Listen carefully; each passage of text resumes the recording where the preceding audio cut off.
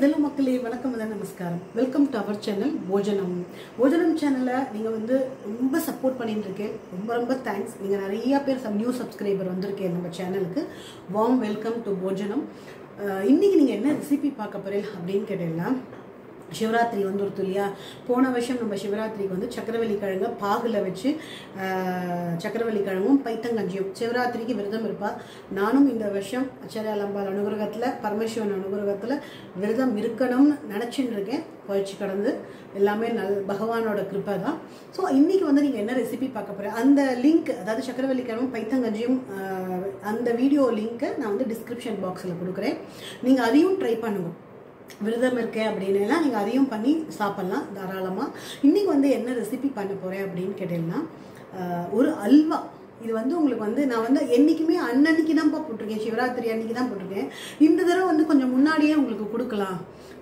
இந்த வீடியோ வந்து உங்களுக்கு நீங்கள் பார்க்குற அன்னைக்கு திங்கக்கிழமையாக இருக்கும்னு வச்சுக்கோங்களேன் ஸோ இந்த ஏன்னா புதன்கிழமை நமக்கு வந்து சிவராத்திரி திங்கக்கிழமை கொடுத்தேன்னா நீங்கள் வந்து நீங்கள் ஆற்றுல கூட ட்ரை பண்ணலாம் இதை அப்படின்னு சொல்லிட்டு நான் இந்த வீடியோ எடுத்திருக்கேன் முன்னாடியே இந்த தடவை வரும் உங்களுக்கு ஸோ இந்த சக்கரவள்ளி கிழங்கு அல்வாவை எப்படி பண்ணலான்னு பார்க்கலாம் வாங்க இதுக்கு இது பாருங்க 2 சக்கரவள்ளி கிழங்கு வாங்கின்னு வந்திருக்கேன் நான் வந்து இன்னைக்கு வந்து அல்வா எதில் பண்ண போகிறேன்னா ஒரே அல்வா இது ரெண்டையும் நான் வேக வச்சிட போகிறேன் இது வேக வச்சு தனியாக சாப்பிட போகிறேன் இதை வந்து வேக வச்சுட்டு ஸ்டீம் தான் பண்ண போகிறேன் நீங்கள் இட்லி பானையிலையும் வச்சுக்கலாம் இல்லை ஒரு சவுண்டு குக்கர்லேயும் விட்டுக்கலாம் அது உங்களுக்கு எப்படி சௌரியமாக இருக்கோ அதை நீங்கள் பண்ணிக்கலாம் இதை ரெண்டையும் நம்ம அலம்பிட்டும் இதை கட் பண்ணி ஸ்டீம் பண்ணிடலாம் ஃபஸ்ட்டு வாங்க இந்த பெருசாக இருக்குல்ல இதை வந்து நம்ம வந்து கட் பண்ணிக்கலாம் இது ஒரு நாளாக நல்லா வாஷ் பண்ணிட்டாச்சு இதை போட்டுக்கலாம் ஸ்டீமரில் இதையும் கட் பண்ணிக்கலாம் நான் ஒரு இதில் தான்ப்பா நான் வந்து அல்வா பண்ண போகிறேன் இதையும் கட் பண்ணி வேக வச்சுட்டோம்னு வச்சுக்கோங்க சும்மா சாப்பிட்லாம் இதனால சீசனல் இருக்குல்ல சீசனல் கிழங்கு இப்போ தான் கிடைக்கும் ஸோ இதையும் வந்து நம்ம வந்து வேக வச்சுடலாம்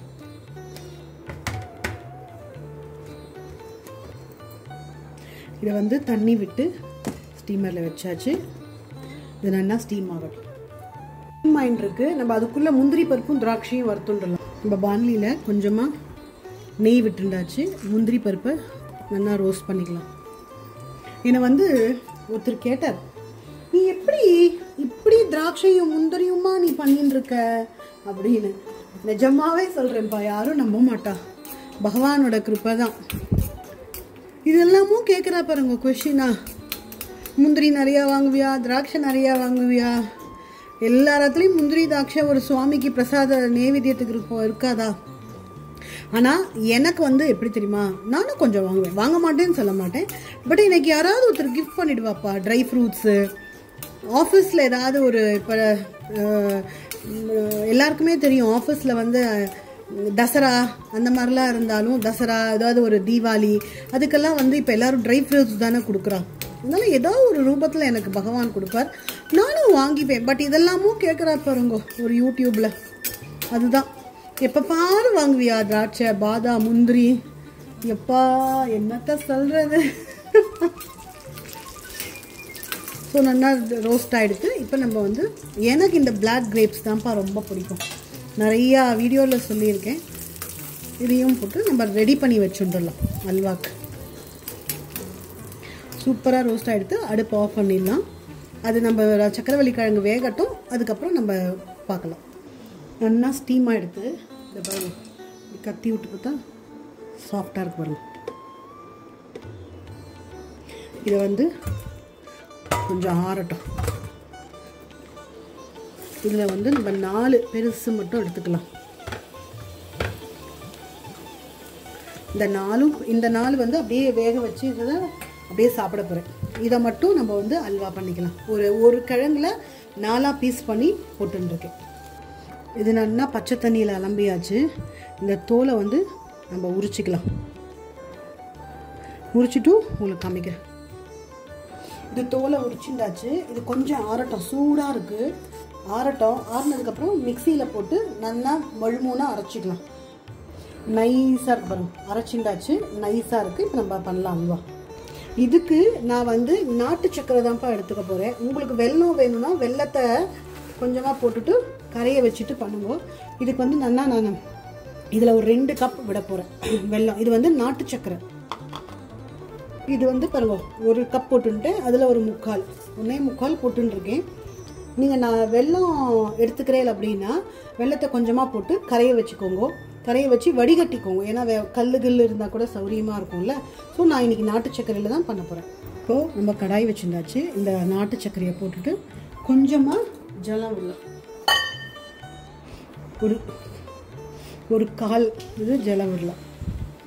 இதுக்கு வந்து பாகு பண்ணணும் அப்படிங்கிறது இல்லை. இந்த வெல்லம் நாட்டு சர்க்கரை கரைஞ்சாவே போதும். போட்டுட்டு அதை போட்டுட்டு நிமிஷமாக ஆகிடும் சக்கரவள்ளி கிழங்கோட அல்வா. இந்த நாட்டு சர்க்கரையெல்லாம் கரைஞ்சிடுத்து. இந்த பாருங்க என்ன கரைஞ்சிட்டு. இப்போ நம்ம வந்து அடுப்பு சிம்மில் தான் இருக்குது. நம்ம வந்து இந்த சக்கரவள்ளி கிழங்கை போட்டுடலாம். இது நல்லா கட்டி இல்லாமல் கலந்துக்கலாம். இது ஃபுல்லாக கலந்துட்டு நான் உங்களுக்கு எப்படி இருக்குன்னு காமிக்கிறேன். நல்லா கலந்துருந்தாச்சு. இப்போ நம்ம வந்து ஒரு ஸ்பூன் நெய் விடலாம். கொஞ்சம் கொஞ்சமாக நெய் விட்டுக்கலாம். அப்போ தான் நல்லா இருக்கும். நெய் விட்டு நல்லா இது பண்ணலாம். இந்த அல்வா அப்போ தான் வரும்பா.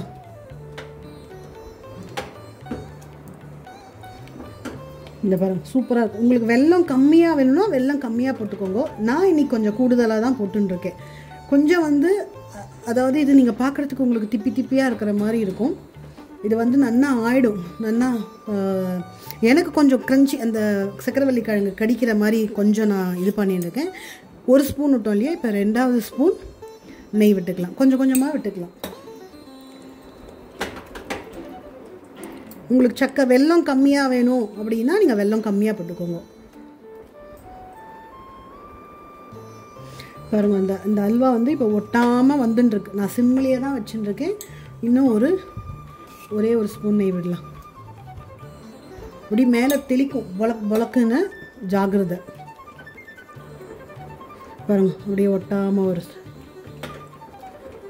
சூப்பராக இருக்குப்பா. நீங்களும் கண்டிப்பாக இந்த சிவராத்திரிக்கு இந்த அல்வா பண்ணி ட்ரை பண்ணிவிட்டு எனக்கு கமெண்ட் பண்ணுவோம். இப்படி பார்க்குறதுக்கு எவ்வளோ க்ளாஸியாக இருக்குது பாருங்க. இன்னும் ஒரு 5 to 10 மினிட்ஸில் அல்வா ரெடி ஆகிடும். பாருங்கள் அப்படி ஒட்டாமல் வருது பாருங்கள். சூப்பராக வருது பாருங்கள். சூப்பராக ரெடியாக எடுத்து இன்னும் ஒரே ஒரு ஸ்பூன் நெய் விட்டுக்கலாம். மொத்தமாக நான் ஒரே ஒரு சக்கரவள்ளி கிழங்குக்கு இதில் 4 ஸ்பூன் நெய் விட்டுருக்கேன்ப்பா. சூப்பர் அடிபொலியாக இருக்குது பாருங்க. இப்போ நம்ம வந்து வறுத்து வச்ச முந்திரியும் திராட்சையும் போட்டு வந்துடலாம்.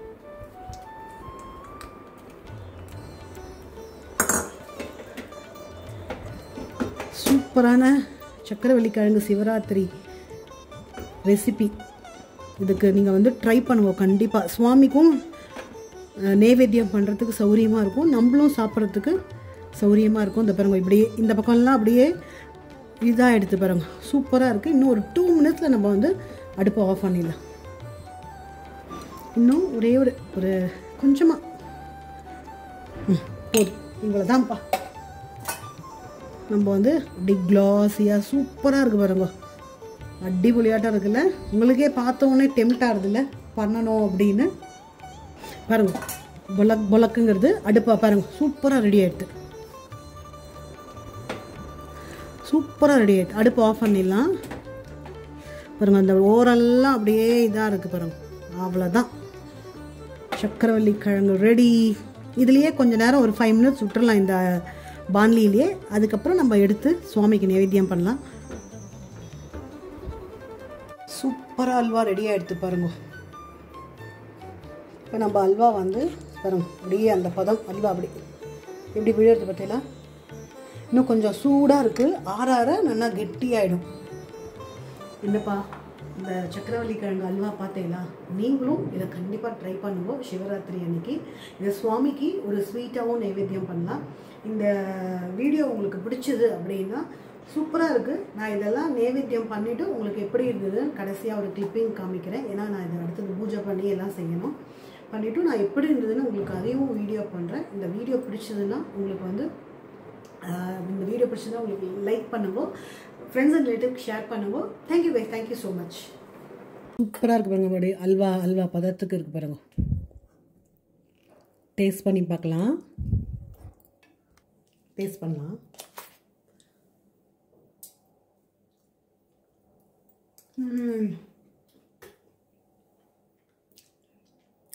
அல்வா அப்படியே வழுக்கின்னு விழுறது சொல்லுவாள்ல, நாட்டு சர்க்கரையில் ஃபர்ஸ்ட் கிளாஸ் இருக்குப்பா. உண்மையாக சொல்கிறேன், நான் இப்போ தான் உங்களுக்கோசரம் இந்த சக்கரவள்ளி கிழங்கு பண்ணுறேன். நான் முன்னாடி பண்ணி பார்த்ததே இல்லை. அடிப்பொலியான ரெசிபி. நாட்டு சர்க்கரையிலையும் அருமையாக இருக்குது. நீங்கள் நாட்டு சர்க்கரை கிடைச்சா நாட்டு சர்க்கரை பண்ணுவோம், இல்லை வெள்ளத்துக்கு கிடைச்சாலும் ரொம்ப சிம்பிள், ஒன்றுமே இல்லை. கோதுமாவை எதுவுமே போட வேண்டாம், சக்கரவள்ளி கிழங்கு மட்டும் போட்டுட்டு நீங்கள் இந்த மாதிரி பண்ணுங்க. எக்ஸலண்ட்டாக இருக்குது. கண்டிப்பாக சிவராத்திரிக்கு சிவனுக்கு நம்ம நைவேத்தியம் பண்ணுவோம். சிவனோட கிருப்பைக்கு நம்ம எல்லோரும் பாத்திரமாகலாம். ரொம்ப சூப்பராக இருக்குது. தேங்க்யூ வை, தேங்க்யூ ஸோ மச். இதுக்கு எக்ஸ்பிரஷனே இல்லை, இன்னும் அவ்வளோ நல்லா இருக்குது. அதனால் நீங்களும் இதை என்ஜாய் பண்ணுங்க. இதை பண்ணிவிட்டு நீங்களும் அதை என்ஜாய் பண்ணிட்டு எனக்கு கமெண்ட் பண்ணுங்க. Thank you guys.